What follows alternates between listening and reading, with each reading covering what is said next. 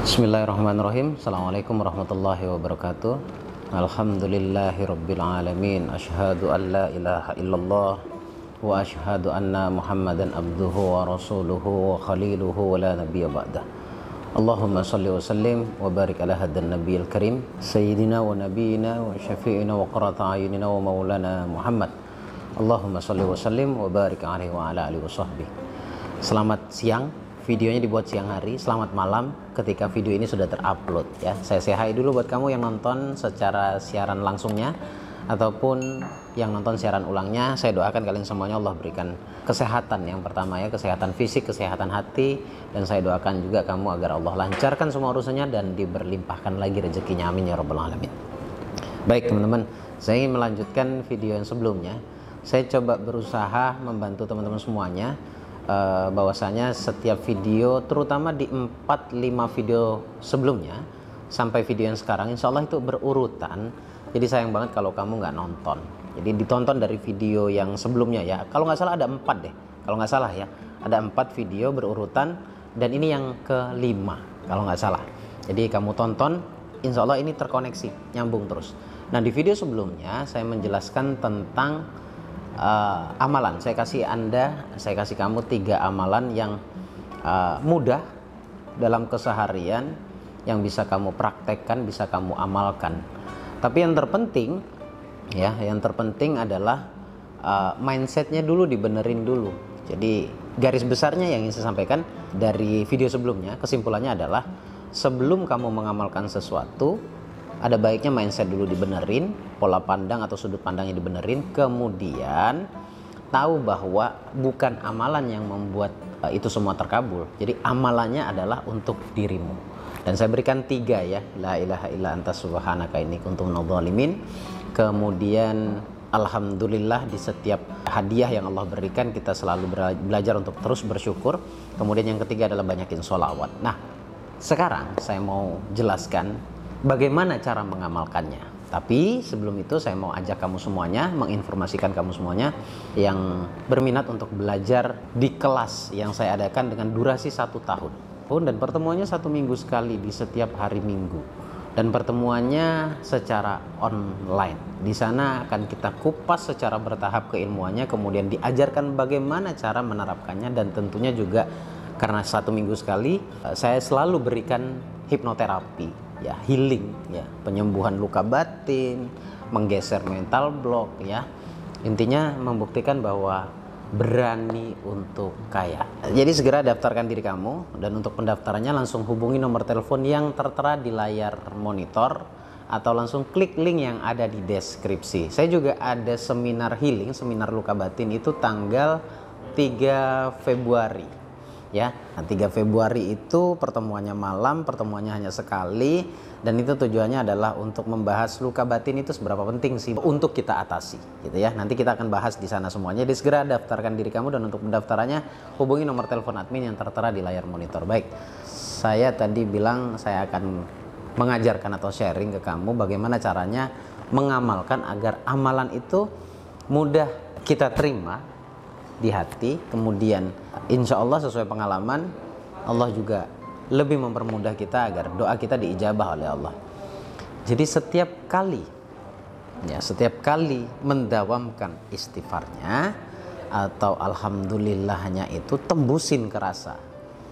Saya selalu mengulang bahwa menurut saya pribadi, walaupun memang tidak bisa kita pungkiri ada anjuran membaca atau melafalkan zikir apapun bentuknya itu semakin hari semakin banyak. Nah, menurut saya yang terpenting itu bukan bantahan ya. Yang terpenting adalah bagaimana mengamalkannya itu bisa dengan rasa. Jadi setiap kalimat yang diucapkan, yang diwiridkan, dizikirkan itu benar-benar bisa menembus rasa. Semakin banyak semakin bagus. Nah, kalau tidak bisa banyak, setidaknya bisa maksimal dalam rasa. Tapi kalau bisa maksimal dalam rasa kemudian jumlah wiritannya bisa menjadi banyak, itu jauh lebih bagus. Ini bukan bantahan ya. Jadi saya diajarkan bagaimana meresapi, merasakan amalan itu bagaimana gitu. Bagaimana kita bisa merasakan. Contoh misalkan seperti amalan yang sebelumnya, simple, Nabiullah Yunus membaca itu, mengucapkan itu tujuannya adalah mengakui kepada Allah bahwa begitu dolimnya dirinya terhadap dirinya sendiri, terhadap situasi dan kondisi yang ada di sekitarnya. Jadi benar-benar mengaku kepada Allah. Coba perhatikan makna dari setiap kalimat yang disampaikan. Itu sebenarnya menurut saya ada 3 kalimat. La ilaha illa anta, tidak ada Tuhan selain Engkau ya Allah. Subhanaka, maha suci Engkau ya Allah. Inni kuntu minadh dhalimin. Dan di sini letak pengakuannya bahwa sejatinya yang dolim itu saya ya Allah. Saya sudah mendolimi diri saya sendiri dan situasi dan kondisi yang ada di sekitar saya.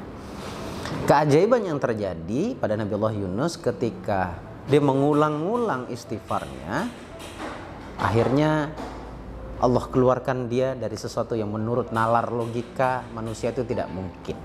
Sama seperti yang dilakukan oleh Nabiullah Musa. Ya, Nabiullah Musa juga melakukan hal yang sama walaupun dengan bentuk pengakuan yang berbeda gitu. Intinya ketika melafalkan itu gunakan rasa, ya. La ilaha illa anta subhanaka inni kuntu minadh dhalimin. Perhatikan maknanya, lalu resapi, tembuskan ke dalam rasa, dalam hati. Kemudian setelah istighfar tadi, ya, tambahkan lagi astaghfirullahaladzim. Nah, itu sebagai bentuk pengakuan bahwa kita ingin bertobat kepada Allah. Poinnya di sini adalah tobat. Saya nggak ngajarin kalian untuk kerja loh ya, karena di Indonesia terutama kalau sudah ngomongin kerja itu definisinya cari uang. Padahal kerja itu tujuannya adalah sebagai bentuk usaha atau ikhtiarmu. Perkara nanti Allah berikan atau tidak, oh itu sebagai bentuk kasih sayangnya Allah. Gitu. Jadi bekerja itu tujuannya bukan untuk cari uang. Bekerja itu niatnya ibadah.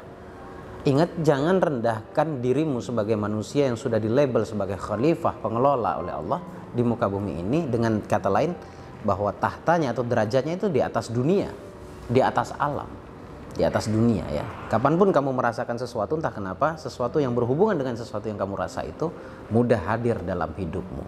Ingat, itu poin pentingnya. Ya, kalau di luar disebutnya law of attraction atau hukum tarik menarik, whatever lah ya, apapun istilahnya, yang penting itulah keilmuannya untuk menarik keajaiban. Itu yang pertama. Kemudian alhamdulillah. Nah, alhamdulillah ini bagaimana cara menerapkannya? Sama cara penerapannya. Bagaimana caranya agar bisa menembus ke dalam hati, ke dalam rasa, bisa merasakan.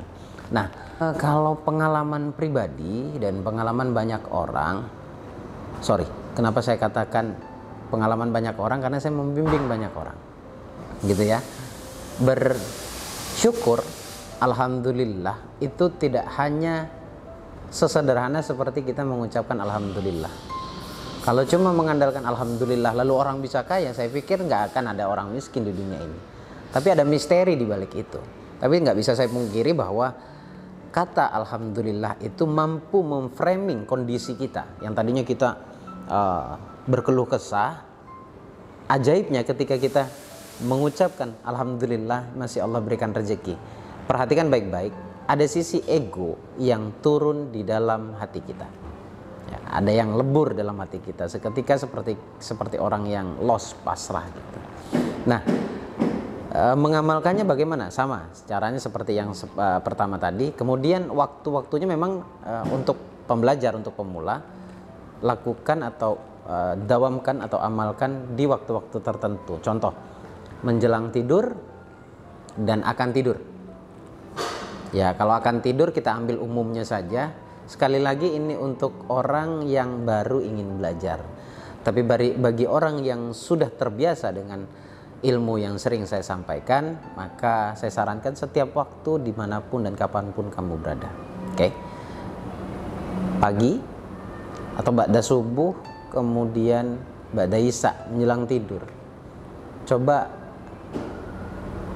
dawamkan, zikirkan, jadikan wiridan. Alhamdulillah, terima kasih atas hidup dan nafas ini ya Allah. Kemudian dirasakan nafasnya. Alhamdulillah atas kenikmatan panca indera yang masih aktif, masih baik. Rasakan, mata mampu melihat, telinga mampu mendengar, kemudian rasa mampu merasakan sesuatu, tangan masih bisa menyentuh dan merasakan, ya. Hidung masih mampu dengan penciuman, lidah masih bisa mengucapkan kata-kata dengan baik. Syukuri dan rasakan itu. Kemudian yang terakhir adalah sholawat. Nah, sholawat ini mau dalam kondisi apapun itu sah, itu boleh. Sholawat ini adalah bentuk kecintaan kita kepada Rasulullah. Sholawat menurut saya salah satu fungsinya adalah untuk meningkatkan gairah cinta kita kepada Rasulullah. Cinta yang seperti apa sih yang dimaksud? Menghadirkan nama Muhammad dalam hati, menghadirkan Rasulullah di dalam hati, itu mampu meningkatkan cintanya kita kepada alam semesta. Mampu meningkatkan cintanya kita kepada apa yang ada di bumi. Ingat, cinta yang di bumi, insya Allah makhluk yang di langit akan mencintaimu. Kalau kamu cintai sesama, tidak membedakan apapun bentuk keyakinannya, tidak membedakan kulturnya, tidak membedakan budayanya. Intinya cintai apapun yang sudah Allah ciptakan. Ingat, Allah bisa tersinggung loh kalau kita menyakiti ciptaan Allah yang lainnya. Gitu. Cintai apapun yang ada di bumi, nanti yang di langit akan mencintaimu. Sederhana. Nah, cara untuk memunculkan rasa cinta itu adalah dengan, salah satunya adalah dengan sholawat. Dan menurut saya belum ada amalan yang lebih baik daripada sholawat. Tapi semuanya baik, semuanya baik. Tapi kalau tanya yang terbaik, menurut saya pribadi, boleh dong saya berpendapat, yang terbaik adalah sholawat. Gitu. Dan bahkan ya, ini namanya doa makan itu kan Allahumma barik lana fima razaqtana makin ada benar begitu ya, doa makannya. Tapi karena saking kebiasaannya setiap makan malah sholawat saya gitu ya, jadi saking terbiasanya lidah mengamalkan sholawat. Coba deh kamu praktekkan, tapi ingat yang terpenting adalah hati dan mindset, sudut pandangmu terhadap dunia ya, tidak ada penolakan terhadap keberlimpahan. Kemudian sudut pandangmu tentang nilai kebaikan dalam bentuk keilmuan itu benar-benar bisa kamu terima dengan baik. Nah, itu yang menjadi syarat utama. Kemudian yang 3 hal ini akan mengikuti dengan dengan alurnya, dengan sebagaimana mestinya. Baik, saya rasa cukup teman-teman, dan saya minta doanya. Yang pertama saya minta doanya, insya Allah jika tidak ada halangan, saya nggak tahu video ini akan diupload tanggal berapa, cuma saya update-nya, informasikan ke kamu tanggal 16 saya berangkat umroh. Dan mohon maaf jika ada salah kata, baik yang pernah bertemu secara langsung ataupun hanya bertemu secara video seperti ini di YouTube ya, pasti ada yang tersinggung ya dengan kata-kata saya, salah kata saya, hilaf saya, salah tatapan saya, salah pendengaran saya minta tolong untuk dimaafkan. Dan insya Allah semuanya sudah saya maafkan. Sampai ketemu di video berikutnya. Jika ada kesempatan nanti di Baitullah, saya pasti akan update video dengan keilmuan yang terbaru. Beda loh rasanya buat konten di sini dan buat konten di Mekah sana ya. Sampai ketemu teman-teman. Untuk pendaftaran kelas atau seminarnya silakan langsung hubungi nomor teleponnya admin Mas Roni yang tertera di layar monitor, atau klik link yang ada di deskripsi. Terima kasih sekali lagi. Al-Fakir Ad-Dhaifillah, si miskin ilmu dan lemah dalam pengetahuan. Mohon maaf lahir batin, bagus baraja. Assalamualaikum warahmatullahi wabarakatuh. Allahumma shalli ala sayyidina Muhammad.